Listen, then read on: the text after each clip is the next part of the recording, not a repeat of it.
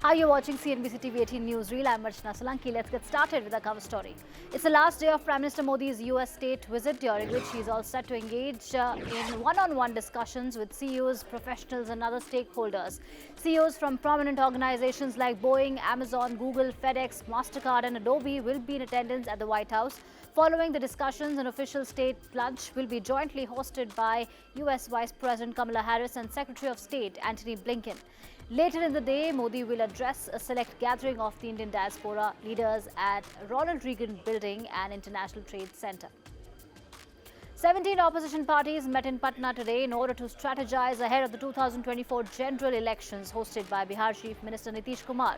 The meeting had in attendance Congress President Mallikarjun Kharge, Party Leader Rahul Gandhi, West Bengal Chief Minister Mamata Banerjee, Delhi Chief Minister Arvind Kejriwal, Jharkhand Chief Minister Hemant Soren, among others. AAP expressed resentment towards the Congress over its reluctance to take a stand on the ordinance issue. The next meeting will be held in Shimla in August.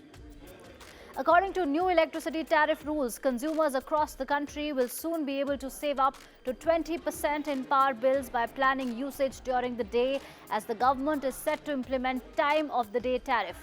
The time of the day tariff provides for varying rates during different time of the day, and it will allow consumers to avoid electricity usage for washing clothes, cooking and other purposes during peak hours when power rates are higher. In simple words, rather than being charged for electricity at the same rate throughout the day, the price a user pays for electricity will change according to the time of day. For all other categories of consumers except agricultural, the new rule will be applicable from 1st April 2025. For those with smart meters, the tariff will be effective immediately after installation of such meters.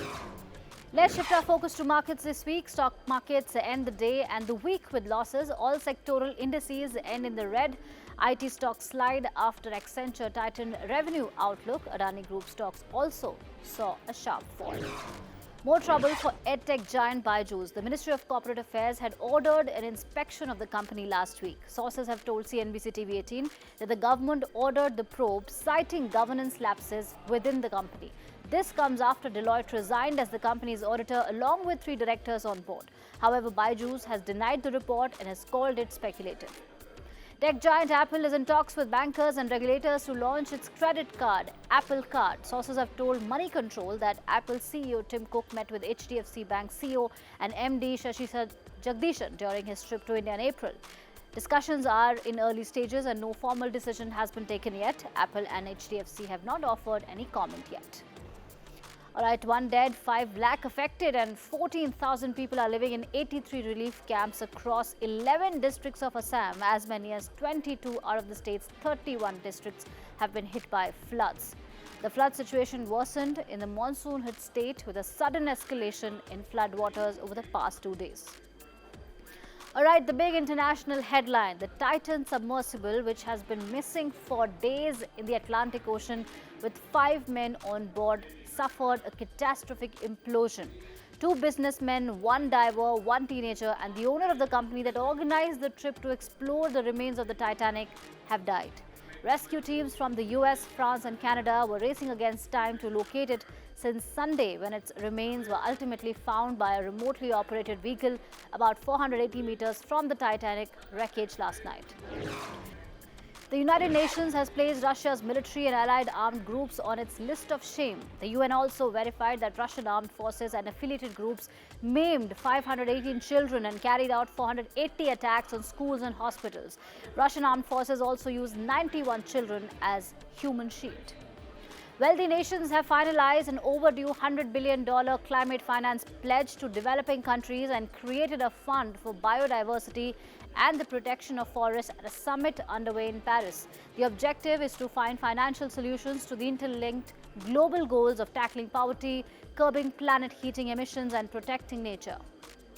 Sri Lanka is set to start bartering tea to Iran next month in lieu of $250 million owed for oil, as the crisis-hit country tries to lift sales to a key market and protect its forex reserves. The barter was agreed in 2021 for oil imported in 2012. But the exchange was delayed after Sri Lanka's unprecedented dollar shortage last year plunged the economy into its worst financial crisis. Now, globally popular Ceylon tea is Sri Lanka's highest foreign exchange earning crop, brewing $1.25 billion for the cash-strapped country. Now, last year, Iran has been one of Sri Lanka's main tea buyers, but exports suffered due to US sanctions. All right, it's time for our moment of the day. During this opposition meeting that took place today, Lalu Yadav told Rahul Gandhi, and I quote, "Get married now, we'll be a part of your barat." We leave you with these visuals. Have a great weekend. शादी कर लेना चाहिए था और अभी भी समय गया बीता नहीं है। शादी करिए और हम लोग बाराती चलें और शादी करिए, बात मानिए। आपकी मम्मी हमको बोलती हाँ एकदम पक्का करना पड़ेगा। मम्मी आपकी बोलती थी कि आप हमारा बात नहीं मानता, शादी करवाइए आप।